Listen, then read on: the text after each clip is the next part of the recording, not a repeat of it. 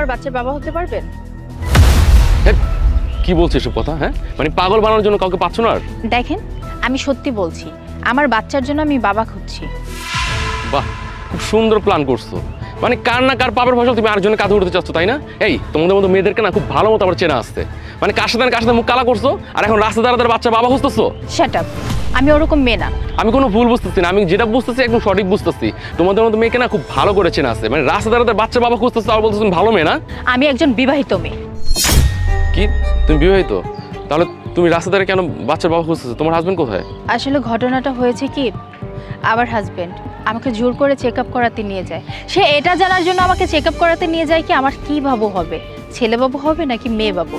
আর যখনই জানতে পারে আবার মেয়ে হবে, সে আমাকে ছেড়ে চলে যায়। কি বলছে সব? মানে বর্তমান যুগেও মানুষ ছেলে মেয়ের মধ্যে পার্থক্য খুঁজে? সে এমনই। আমার উপর তিনি আরও অভিযোগ রেখেছিল। দেখেন, এই অবস্থায় আমি বাড়িতে যেতে পারতেছি না, আমি অনেক বড় বিপদে আছি। আর এই সময় তো আমি রাস্তায় থাকতে পারবো না।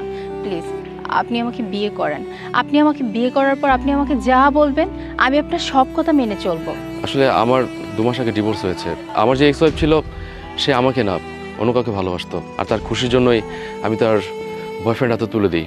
কিন্তু কিছুদিন যাবত না আমার খুব একা লাগছে, আর আমার ডিভোর্স হচ্ছে বলে কেউ আমাকে বিয়ে করছে না। আর আমার এখন মনে হচ্ছে আমার আর কাউকে খুঁজতে হবে না, আমরা একে অপরকে সম্পূর্ণ করতে পারবো। শুভ, নিতু, এসব কি? ভাইয়া, উনি তোমার ভাই?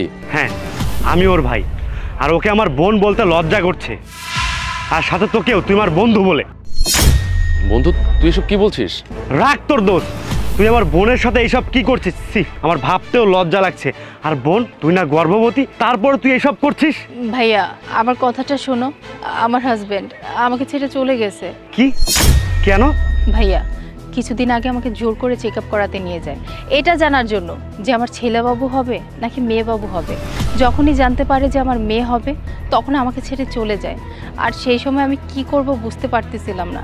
আমি তো বাড়িতেও ফিরে যেতে পারতাম না লজ্জায়। আর সেই মুহূর্তে আমি এখন ওনাকে পেলাম।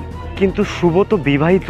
বন্ধু, সত্যি কথা বলতে 2 মাস আগে আমার ডিভোর্স হয়ে গেছে, আর এই কথাটা আমি লজ্জায় কাউকে বলতে পারছি না। আর এখন যখন দেখলাম তোর বোনের এই অবস্থা, আমি ওর বাচ্চার বাবার দায়িত্ব নিতে চাই। আমরা 2টা মানুষ সম্পন্ন হতে চাই, আমার একটা সংসার চাই। হ্যাঁ, আমি তো সব কথা বুঝতে পেরেছি। আসলে সত্য কথা বলতে কি, আমার বোনের জামাইকে আমি একদমই পছন্দ করি। আমার বাবা মা জোর করে আমার বোনকে বিয়ে দিয়েছে। সেদিন আমি কিচ্ছু করতে পারিনি, আমার বোনকে আমি বাঁচাতে পারিনি। কিন্তু আজ আমার কাছে সময় আছে আমার বোনকে বাঁচানোর জন্য। বোন, শুভ আমার অনেক পুরাতন বন্ধু, ও অনেক ভালো ছেলে, তোকেও অনেক সুখে রাখবে, অনেক ভালো রাখবে। আজ তোদের দুজনকে একসঙ্গে দেখে আমার বিশ্বাস হচ্ছে ওই উপরওয়ালায় সম্পর্ক তৈরি করে পাঠায়।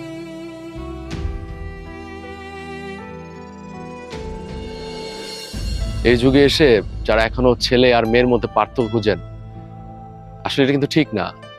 ছেলে হোক বা মেয়ে হোক, সন্তান সন্তানই হয়। আর যারা আমাদের ভিডিওটি দেখছেন তারা অবশ্যই আমাদের ভিডিওতে লাইক, কমেন্ট এবং শেয়ার দিয়ে পাশে থাকবেন। আর ভিডিওটি দেখার জন্য আপনাদের অসংখ্য অসংখ্য ধন্যবাদ। ভালো থাকবেন।